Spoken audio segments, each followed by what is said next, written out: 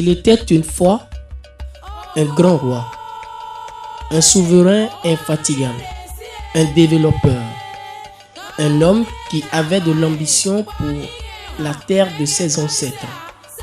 Le roi de Saint-Valou, Dada Tosso Bagidi XIII. Allons à sa découverte dans ce documentaire. Un peu comme Jésus-Christ dans l'Acte des Apôtres dans le Nouveau Testament, Dada Tosso Bagidi XIII, pour son court règne sur le trône du royaume de Saint-Valou, aura marqué d'une empreinte indélébile.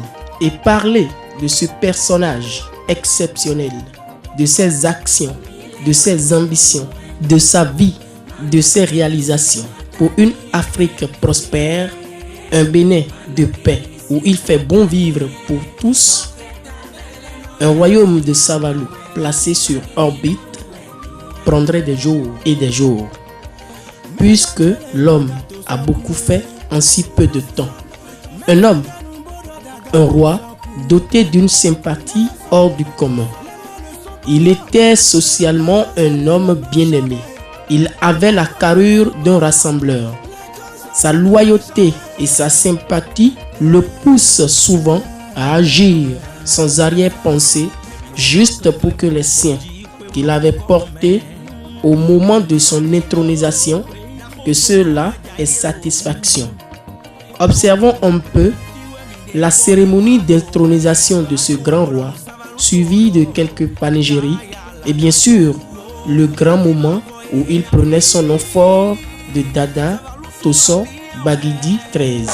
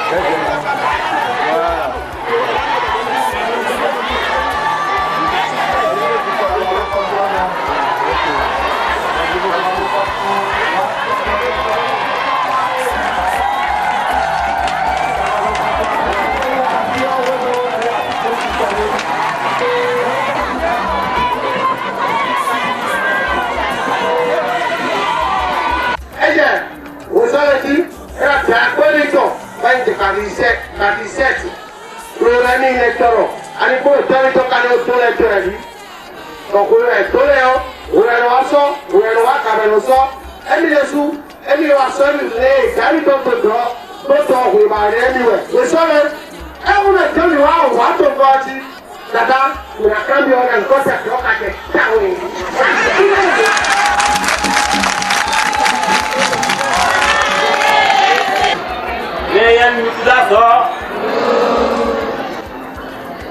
Oh, il électrique, il est confié à Joya.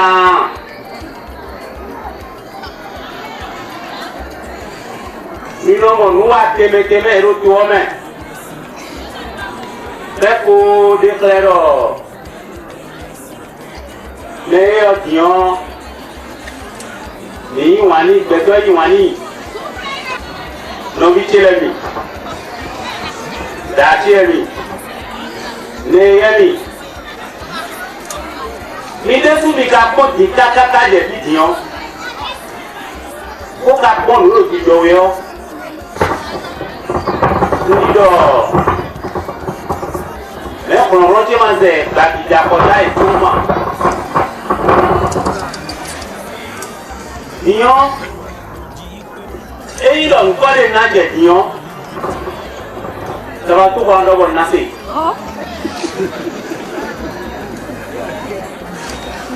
Na je Dion. Ça va tout rendre bon nasi.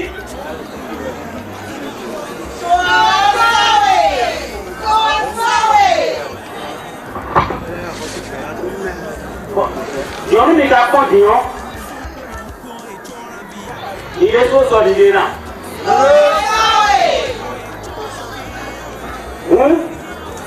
Et mi est sous mon dino. Et puis il est so solide wo.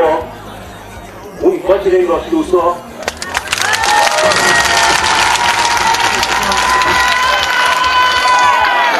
Partout, il rassemblait. C'était un homme loyal. Dada Tosso Bagidi 13.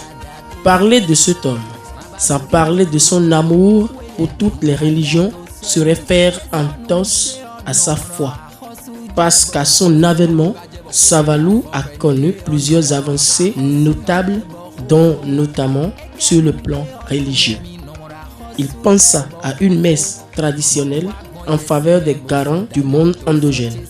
C'était un roi qui aimait la religion endogène, qui était attaché aux valeurs endogènes de son pays et qui plus est du royaume de Savalou. Avant-hier, c'était les musulmans. Hier, c'était les chrétiens. Catholiques avec Maria. Aujourd'hui, je suis avec Revioso. Sa laïcité, il l'affichait un peu partout. Lui, que le peuple béninois sache que le roi, il est un être laïque. Laïque en ce sens que si il adore seulement que son vaudou, il adore seulement les chrétiens, il adore seulement le musulman, il adore seulement, ou bien il est animiste, il n'est pas roi. Le roi, c'est quelqu'un que le Seigneur, le bon Dieu a choisi pour gouverner son peuple. Et pour gouverner un peuple, il faut être avec tout le monde. Donc c'est dans ce sens que vous allez voir, moi-même je suis chrétien fervent, et je suis baptisé, confirmé, donc ça veut dire que je suis avec tout le monde. Donc ce n'est pas un musulman doit faire ceci, un musulman. Je suis avec les musulmans, je suis avec les chrétiens, je suis avec les vaudounos, je suis avec tout le monde pour que le développement ait effectivement lieu à Savalou et au Bénin et dans le monde. En tant que garant des religions endogènes, parce que roi de Savalou, il n'hésitait pas à faire les signes de croix. Voici un roi qui ambitionnait de faire de Savalou ce carrefour où des touristes affluent de par le monde. Il avait pour ambition de faire de Savalou la meilleure destination écologique, et ça, il le voulait pour les 5 années à venir. Savaloises et Savalois, je saisis cette occasion pour vous réitérer une fois encore mon souhait le plus ardent de vous voir unis rassemblés, quelles que soient vos appartenances, autour de l'idéal commun de développement de notre belle cité que je souhaite d'ici à 5 ans la meilleure destination écologique. Et nous avons les ressources humaines, intellectuelles, morales et scientifiques, mais seulement l'unité d'action nous fait défaut. Sa Majesté Dada Tosso Gbagidi XIII n'aimait pas que la culture. Il n'aimait pas que le monde endogène. Il adorait également le sport. Et pour cela, ses nombreuses sorties et prises de contact l'ont amené à rencontrer entre-temps le ministre Ganiou Soblo. Avec lui, il a œuvré à ce que la jeunesse de Savalou, son royaume, ait des jeux de maillot, des jeux de ballon, des trophées, afin que chaque vacances soit passée sans déviance. Dada Tosso Gbagidi XIII, à chaque occasion de la fête de l'Iam, la 15 août, décorait ces personnalités qui la menaient à Savalou de par le monde. Et chaque moment de décoration était des moments de joie, des moments d'euphorie, des moments où Sa Majesté avait le secret d'amuser les populations. Il avait ces genres de gags pour faire rire l'ensemble du royaume.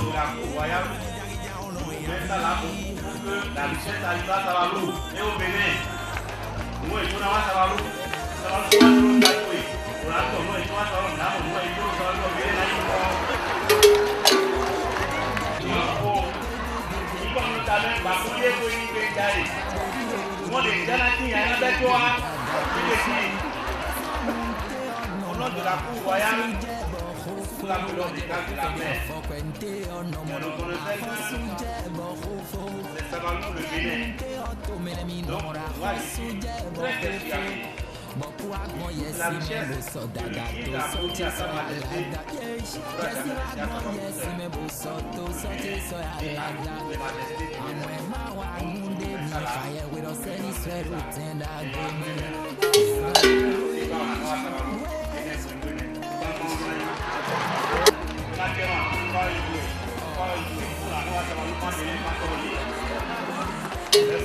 On retient également de lui, de Dada Tosso Gbagidi XIII, un homme éloquent, doté d'une diction extraordinaire, d'une éloquence hors pair, et cela, il le prouva à un des sommets de la Sensad, à Sabrata, en Libye, devant les chefs d'État africains de cette grande organisation, faisant la fierté au Bénin, faisant honneur au président de la République du Bénin, son Excellence, Dr Thomas Boniyayi. Il présenta un discours d'une brillance, d'une clarté, très ovationné, très apprécié de tous ceux qui étaient là. D'ailleurs, il était le seul roi à être présent sur ce sommet.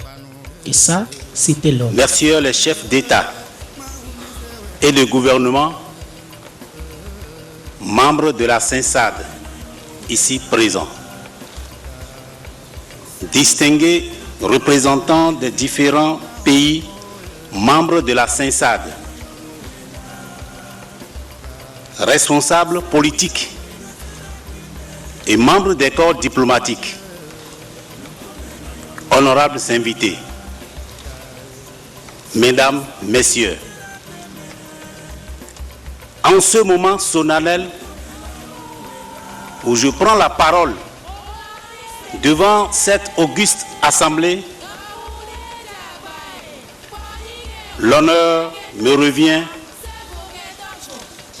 de porter la voix des miens, Majesté, Sultan, Prince et Altesse royale, pour vous exprimer quelque chose qui nous tient à cœur. Je voudrais souligner la nécessité pour nous, Africains, de sauvegarder un idéal qui est appelé à traverser les temps. cet idéal était hier celui de Patrice Lumumba, de Kwame Nkrumah, de Marcus Garvey, de Cheikh Anta Diop.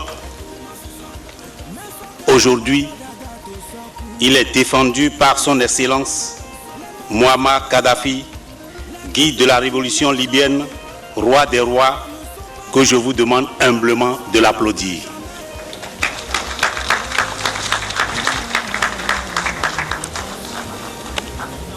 Je voudrais vous entretenir sur l'idéal des États-Unis d'Afrique qui doit devenir aujourd'hui notre légitime ambition en tant qu'Africains, bien sûr Africains. Permettez-moi d'exprimer ma gratitude à vous, les chefs d'État ici présents, pour les efforts consentis par chacun de vous afin que ce rêve d'aujourd'hui puisse devenir demain une réalité. Il faut comprendre également que les solutions aux problèmes de notre continent se trouvent chez nous, nous-mêmes en Afrique et nulle part ailleurs. C'est fort de cette réflexion que l'initiative des États-Unis d'Afrique apparaît comme la meilleure porte de sortie de notre continent sur la grande cour du développement. Voici un roi qui, même dans le rang des têtes couronnées, se faisait une place dans le cœur de chacun de ses compères. Plusieurs témoignages de plusieurs rois à son sujet parlaient d'un homme de qualité, d'un développeur, d'un homme d'ambition et du roi le plus travailleur du Bénin. C'est de faire le déplacement de Savalou. C'est pour soutenir.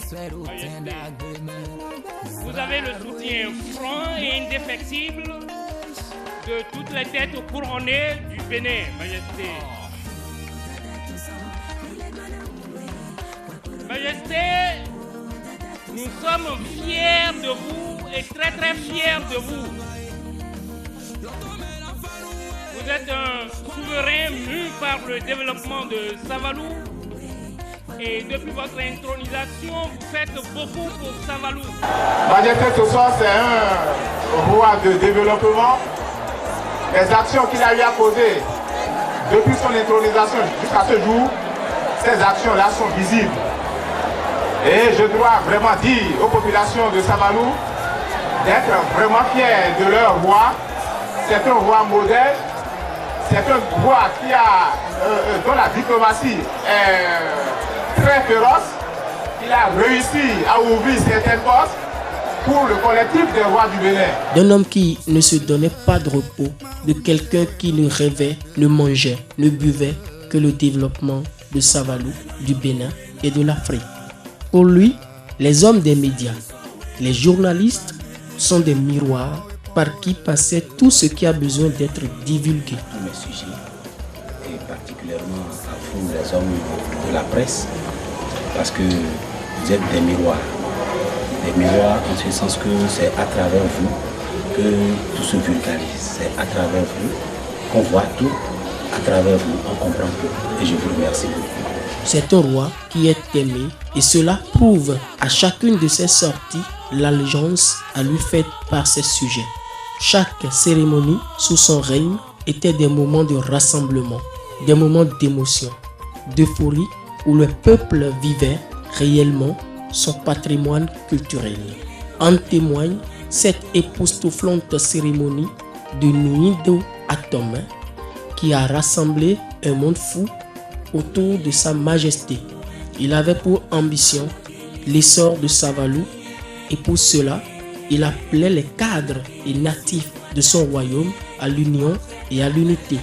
Il les rassemblait souvent, il leur parlait, il leur disait des choses allant dans le sens de l'unité retrouvée, de la paix et de la concorde autour de sa personne pour que Savalou soit réellement placé sur orbite.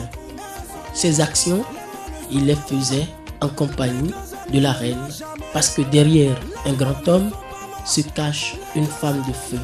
La reine était là en tant que la première femme du royaume pour éclairer le roi sur des points donnés par rapport à ses réalisations. Parlant justement de réalisation, Dada Toussaint Baguedi XIII a posé beaucoup d'actes de développement. Un bon roi, un bon développeur et insatiable même à des moments donnés pour sa terre natale Savalou, il est allé de par le monde pour nouer des partenariats avec des personnalités africaines comme occidentales. Ces sorties, il les faisait dans le but de faire rayonner le royaume de Savalou. C'est pourquoi de ces partenariats, il a tiré beaucoup d'avantages. En témoignent les réalisations qui suivent.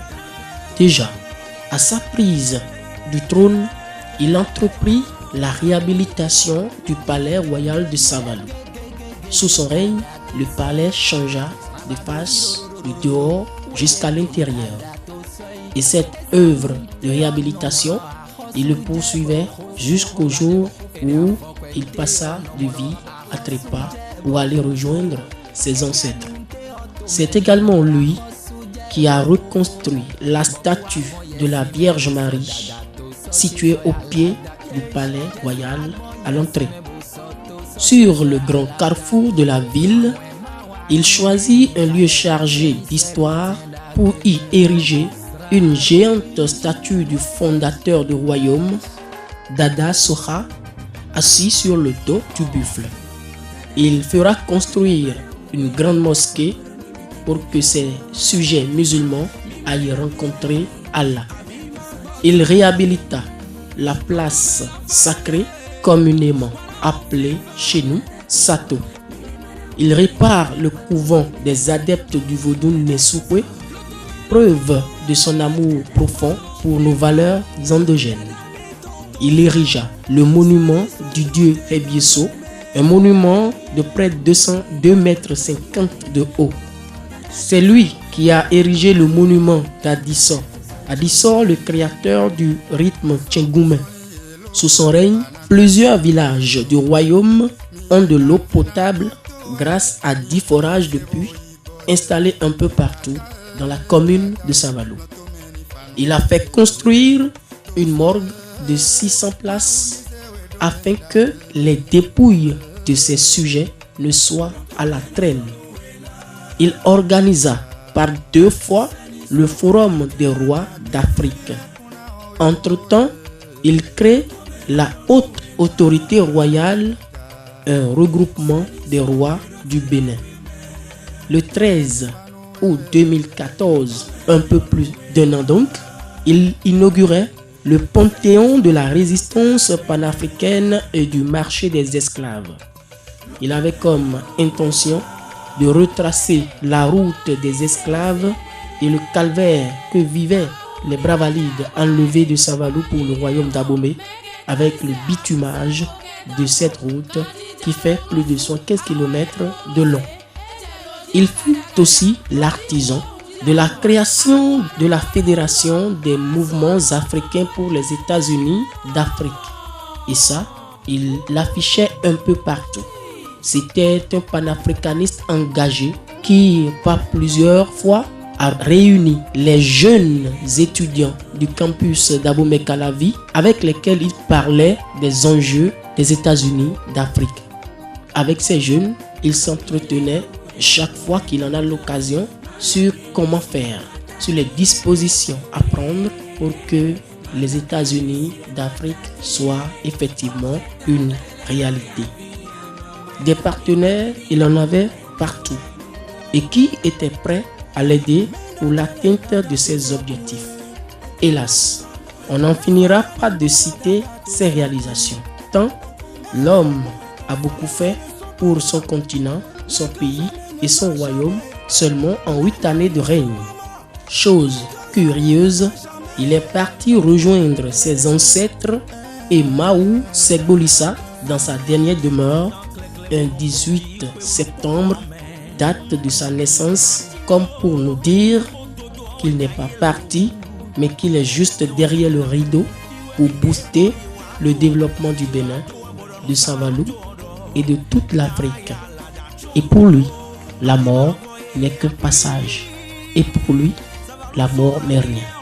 Un bon militaire, Dada Toussaint Baguidi XIII n'a jamais craint la mort. Il savait que, étant militaire, son âme était vouée à la mort. Et quand on se plaisait de lui demander s'il lui arrivait de mourir sur place, écoutez ce qu'il en dit lui-même de la mort. Oui, et merci beaucoup. Vous avez dit que ça m'a fait peur. La mort ne fait pas peur à Sa Majesté. D'abord, Sa Majesté, c'est un militaire de carrière qui a déjà donné sa vie au peuple. Il a déjà signé sa mort avec l'armée. Donc, partant de là, même si Sa Majesté meurt tout de suite, il est content. Pourquoi? Parce qu'à la tête du royaume de Savalou, il a déjà implanté des arbres, des forêts inoubliables. Il a déjà laissé des impacts pour que dans 150 ans, dans 300 ans, qu'on continue de parler de la vie de Sa Majesté Toussaint Baguidi XIII. Donc c'est pour vous dire que Sa Majesté n'a pas peur d'affronter la mort à n'importe quel moment. C'est pourquoi il est courageux. Il est très très courageux. Il n'a pas peur de l'homme. Il n'a pas peur d'affronter qui que ce soit.